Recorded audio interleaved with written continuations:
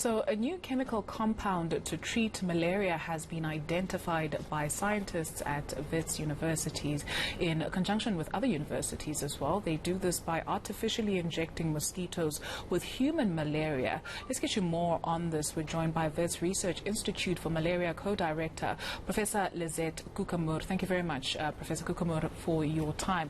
So artificially injecting mosquitoes with human malaria, what does this all mean? Yes, it's a very great platform that we set up here in South Africa. And what we actually do, we take female mosquitoes because they are the ones that feed on us and actually take blood. And we allow them to feed on blood that's infected with a parasite. So the mosquito then picks up the parasite. And after about 10 days, we dissect the female's gut and we can evaluate whether the mosquito got infected with a parasite or not. And this is a new platform. We're the first, I think, that can do this in South Africa. And it's really nice for us to be able to now screen compounds that you can use for malaria treatment and then see if it can also prevent infection in the mosquito. And according to the work that you have done, drugs are used to control human malaria, but resistance to these drugs develop rapidly. So what is it that you found through this whole experiment? So this project, of course, had expertise from all the other universities, and our role was purely on the mosquito side. And the aim of this is to look into identifying a gap within malaria treatment, and that's when a person is sick with malaria, you will then treat them and actually kill the gametocytes. It's a specific phase of the parasite in the human blood, and of course the mosquito will feed on these people.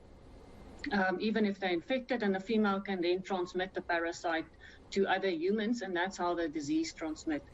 So if you treat a human with these drugs, in our case it was still done artificially, and the mosquito then feed on these infected blood meals, then she was unable to transmit the disease. So when we looked at their guts, there were no oocysts, which means we block transmission between the human and the mosquito.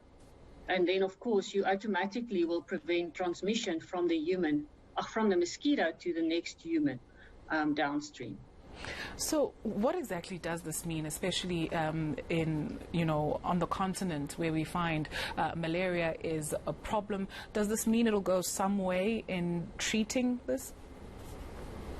Yes, so the principle of this is to actually do mass drug administration, and that is very nice for countries like South Africa and other countries in our neighboring regions like Namibia, Botswana and Zimbabwe, where our transmission are relatively low.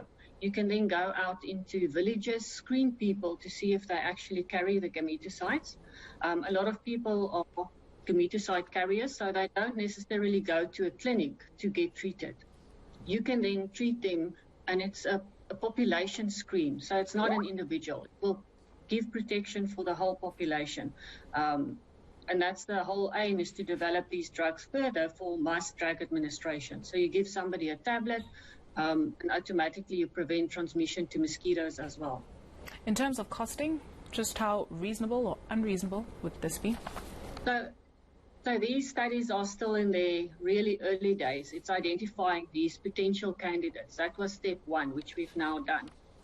So going forward would be to look at cost. So you need something that's cost effective. It needs to have a long-lasting effect. And these will be downstream applications that some of these other institutes will be looking at in future. But at this point, I can't give you a value, a rand value, but costing is definitely one of the priorities to keep that low. Thank you very much for those details. Wits Research Institute for Malaria, Professor Lizette Koekemoer. Nicole Kente.